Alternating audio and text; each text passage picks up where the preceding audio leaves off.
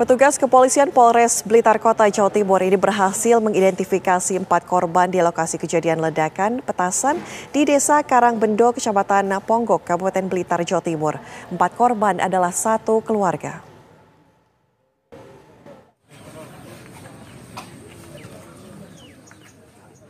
Tim penjinak bom dari Polda Jawa Timur diterjunkan ke lokasi kejadian ledakan petasan di rumah milik Sudarmanto, Kecamatan Ponggok, Kabupaten Blitar, Jawa Timur. Petugas melakukan penyisiran titik lokasi-lokasi ledakan. Kapolres Blitar Kota, AKBP Argo Wiono mengatakan, dari pengumpulan data, polisi berhasil mengidentifikasi para korban. Keempat korban tidak lain adalah keluarga yang saat petasan meledak berada di dalam rumah. Akibat insiden ini, 8 warga mendapat perawatan akibat mengalami luka. Sementara 2 warga dan 1 balita dilarikan ke rumah sakit untuk mendapat perawatan intensif. Data dari petugas, ledakan petasan mengakibatkan 1 musola dan 25 rumah warga mengalami kerusakan. Ya, untuk korban jiwa sendiri ada 4 dan semuanya sudah teridentifikasi, yaitu dari pemilik rumah, Bapak D, dan kedua anaknya serta 1 ponakan. Kemudian untuk korban luka-luka ada 8, semuanya sudah dilakukan pengobatan dan lukanya masih tergolong ringan. Jadi kebanyakan rata-rata karena shock dan tertimpa ada plafon dan kaca yang mungkin jatuh pada saat terjadinya ledakan. Untuk identifikasi lebih lanjut, polisi masih menunggu tim laboratorium forensik dan tim penjinak bom Polda Jawa Timur. Dari Blitar, Jawa Timur, Muhammad Imron, TV One mengabarkan. Untuk memperbarui informasi mengenai ledakan petasan di Desa Karangbendo, Blitar, kita sudah terhubung dengan AKBP Argo Wiono, Kapolres Blitar Kota. Selamat siang, Pak Argo.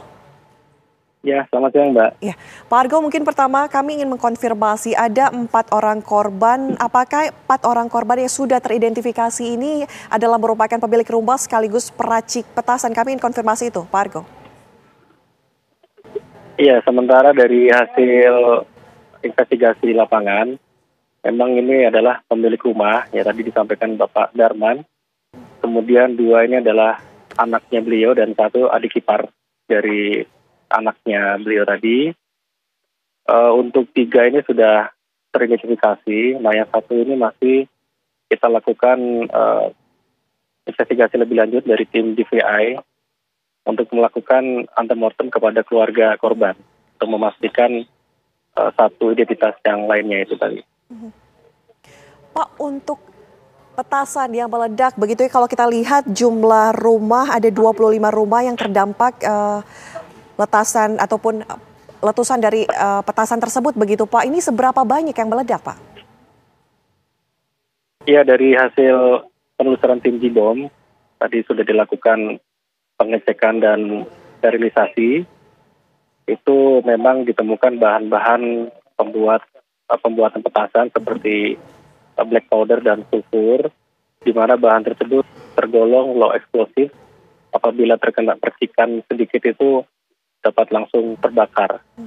Nah, jadi dimungkinkan karena di lokasi juga ditemukan adanya puntung rokok, dan dari informasi warga tetangga, 3 orang anak dari Bapak Darman tadi memang perokok.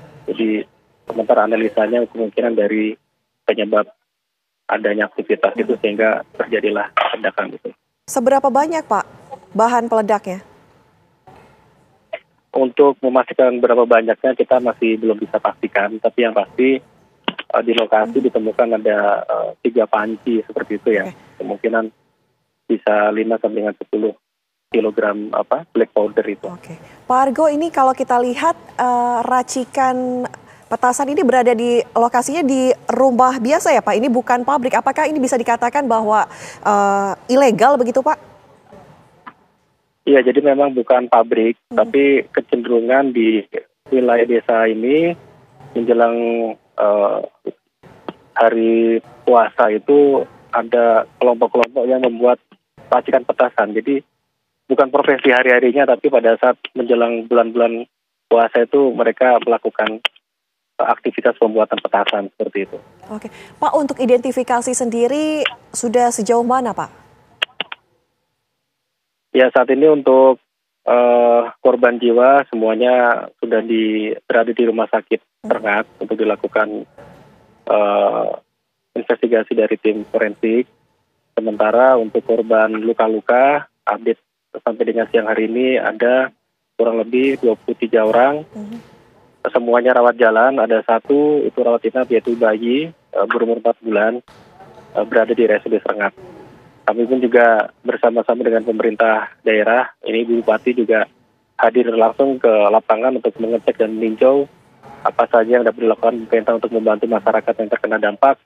Kemudian juga kami dibantu dari TNI, dari BPBD, yang semuanya bersinergi untuk melakukan antisipasi sesuai dengan tanah kerjanya masing-masing. Pak, untuk industri petasan rumahan ini mungkin bukan kali ini saja terjadi begitu ya, sudah beberapa kali terjadi. Pengawasannya sendiri seperti apa, Pak? Ya, tentunya pihak kepolisian beserta jajaran aparat setempat itu tidak henti-hentinya melakukan kegiatan razia. Ya, memang tahun lalu pun juga menjelang Lebaran kita lakukan razia petasan di wilayah ini.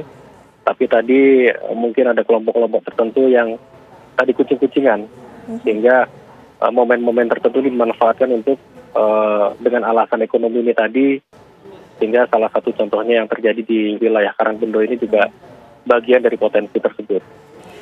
Pak, adakah informasi mengenai 25 rumah warga yang terdampak begitu ya Pak? Adakah kompensasi atau nasibnya seperti apa Pak? Ya, jadi tadi kami sudah mendiskusikan dengan Ibu Bupati, kompensasinya sendiri akan dilakukan asesmen dari tim Dinas Sosial dan dari BPBD. Kemudian setelah dilakukan asesmen tentunya akan dibantu sepenuhnya oleh pemerintah. Terkait besar kecilnya tentunya akan disesuaikan dengan bentuk lokasi kerusakan itu sendiri, apakah ringan, sedang ataupun berat.